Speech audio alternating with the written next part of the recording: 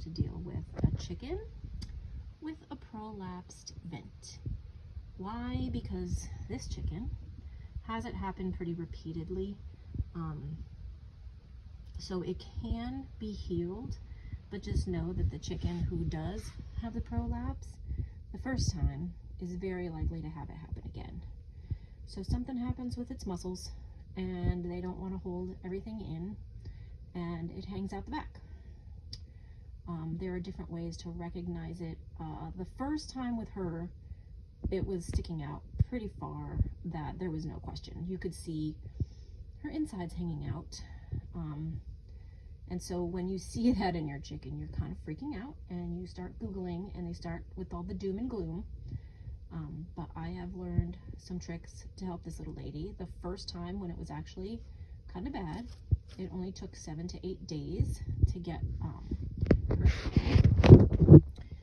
and be back out with the girls. And then a couple months later, she had it happen again. And when it happened again, it only took about 4 or 5 days for it to heal. And this time I'm hoping less, because every time she does have it happen though, it seems like less of her insides hang out. It just seems like it's having some trouble going back in after laying eggs. And she's still been laying quite a bit. She's probably been laying every day for the past 2 or 3 weeks. But just today I noticed she was having some trouble, and I'll tell you how and why.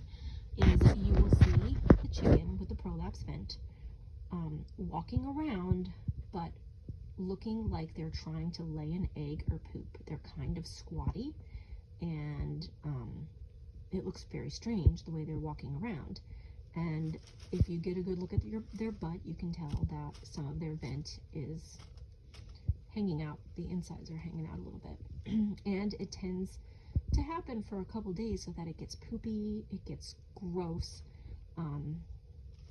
The way to heal it, to let it heal itself, is you have to bring the chicken, separate the chicken, bring her in. You have to soak her in Epsom salt. The magnesium helps the muscles to relax, and I do it only once a day. It just has to be kept clean so that the poop does not dry on her insides, so that it can't go back on its own.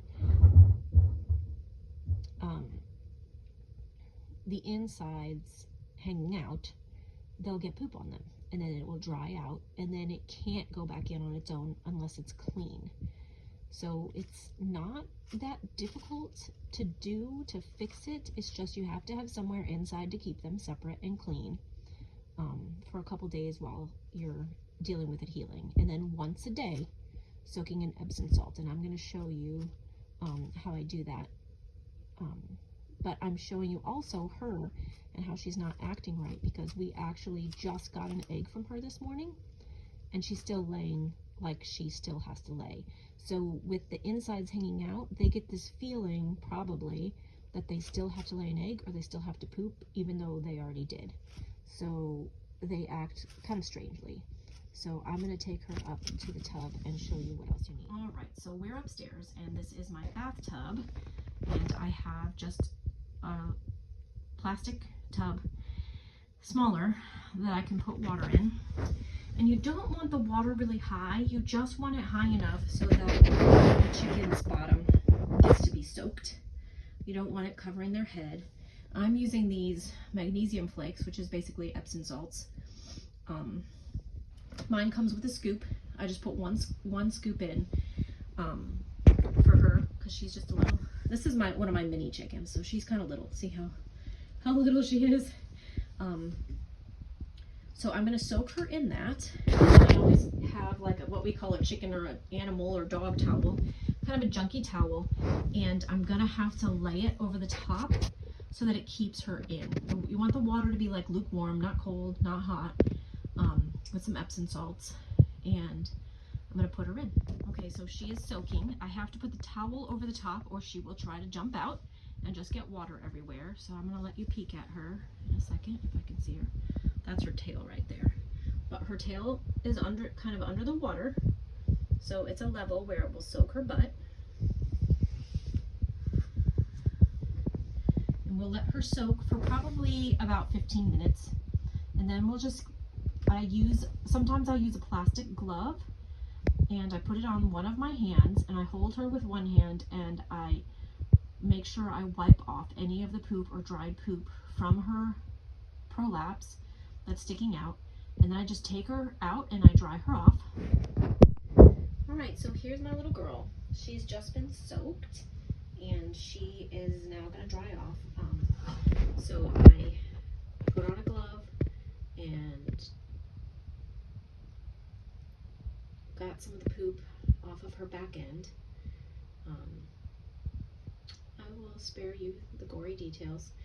Like I said, this time it's not as bad. It's not as bad as it's been since the first time, and she kind of knows the drill now as to how this works.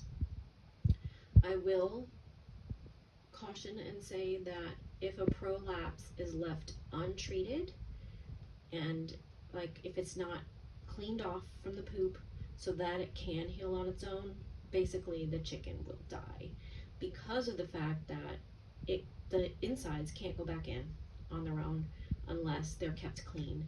And if a chicken's just out with everybody else, getting dirty, getting poop on it, it's drying out, and it cannot go back in, that chicken's not going to be able to lay anymore. Eggs are going to get stuck, and it's going to be the demise of that chicken. So definitely, if you see a prolapse, treat it right away.